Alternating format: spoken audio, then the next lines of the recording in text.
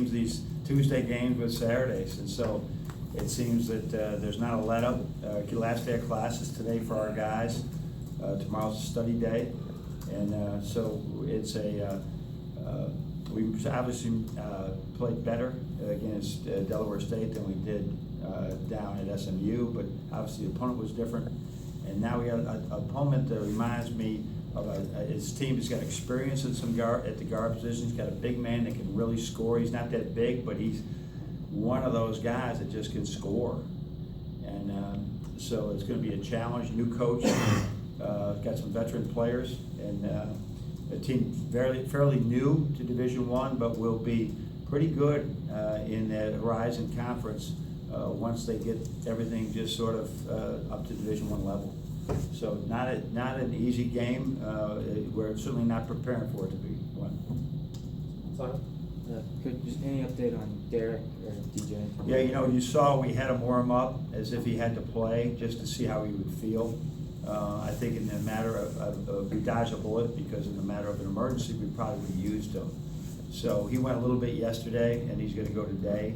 So things are looking more promising than they were last week. So he's at a point where we would consider to play him. Like he was going to play in an emergency. All of a sudden, God forbid somebody gets hurt in that other game or foul trouble, and we just need a few minutes out of him. He was prepared to play because we didn't have anyone else. Now I think that he may be prepared to get out there and play, if not start. We'll wait and see after today's practice. I guess just to clarify on him, was there any consideration to just shut it down until Big Ten play? I think at time we thought a little bit about that, knowing last year. At the same time, we based that a lot on how we felt. And I think after that SMU loss, we realized we missed him in more ways just than running the point guard. And but we thought about it. If there was lingering injury, he wouldn't be playing. He's got to tell me he's pain-free. And yesterday he said he was pain-free. Now let's see what he's like today after going back to back. So it's kind of a similar status to last year, where he would be able to go through warm-ups and then was his call from there? Wasn't that the case last year, kind of? Sort of at the end, I forget when it was. No, I mean, but it was different. It was different. He wasn't able to really practice. Yeah, it's where that stage was, right. And we couldn't get it right. It was a different type of injury. The toe it would never heal. So this time we were saying we basically shut it down. And then the last couple of days he tried to do a few things. I'm talking 5 minutes of practice. Now it still bothers me. Okay, you're out. We didn't say, okay, see if it loosens up.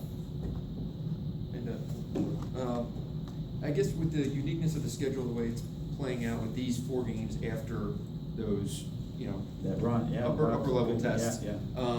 Is there any kind of ability to kind of reset things a little bit here for these 4 games after what you learned? It's almost like a re-preseason now for Big Ten play. I think that we have taken a good look at our team and seen our strengths and seen our weaknesses and tried to adjust accordingly. And we still have a lot of weaknesses. We certainly have some strengths. So I think that we can continue to probe a little bit at who we are and try to establish that identity as we go into the Big Ten. Because we have opportunities now. They're home games. They're not guaranteed wins, but there's some things maybe that we can find out more about ourselves during this period. Of those weaknesses, what are the ones that could, obviously that wouldn't take the course of the year to fix? What could actually be changed over the next 3 weeks? I think just our attention to a simple thing as talking more is something that we had allowed to a lot of those downhill drives. Just the times we missed a switch or the times that we missed a slip that led to a downhill drive and that led to an offensive rebound. The rebounding is the biggest concern right now. I mean, it is something that is not natural for a few of our guys to do. It's not natural. And so but it wasn't natural for Zach Irvin at one time. Passing was not natural for Zach Irvin, and now he's become very good at it. It's got to be something they're thinking all the time about either great physical blockout, or going to get the ball. John? Zach, as you just noted, is giving you a lot of things in different areas, but in terms of his longer range shooting, is there something that you're seeing and that you're working with him and him trying to get back on that? He's rushing sometimes in games, and it's almost when you haven't played in so long and all of a sudden you're trying to dial that up. And he's got to be confident. He's got to feel confident about it, and I think volume will build that confidence as he practices today, tomorrow. I said we haven't been able to do a lot of just free shooting with him the way we'd like to, and just let him shoot. So yeah, I think in the meantime, he's got to take wide open ones, and then see where that trends from there. John, I know that the injuries you could never, you obviously never know what's going to happen with that, but the level you're at right now, how is that compared to what you thought you might be at back in the summer?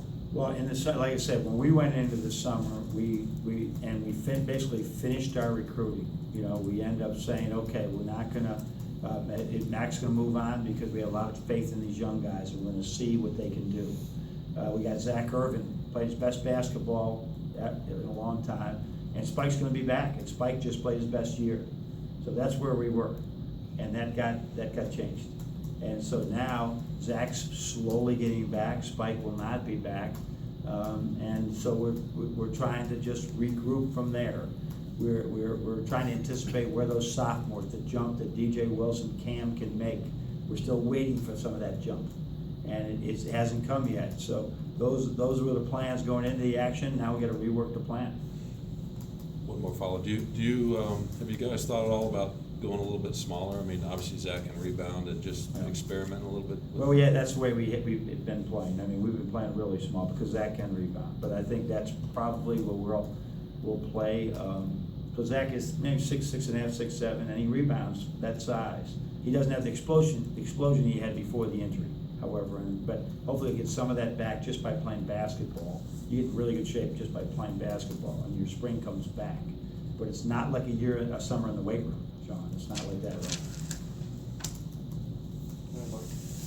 With Mo, obviously we saw that burst, when he was in the Bahamas, and since it doesn't look like that's there. Yeah. Is this just the learning curve of freshman? I think so. I saw him right after the game. He was in the cold tub by himself after the game, and I saw him and I said, "When are his parents are coming to visit over Christmas?" And I said, "When are your parents coming?" This huge smile came on his face, and I think he's been here, all of July, all August. He went home for 2 weeks. I think a lot of things, just in exams and all these things, hard for him, and a different scouting report every day. So a lot of he's going to get in there. He's going to be getting fed time, but right now he'd admit to you he's making careless mistakes. Just flying by a guy in the post so he can score a layup, careless fouls, things like that he knows better at than to do, and he corrects himself immediately. So those are the things getting in his way, his own distractions right now. And one of them is very natural.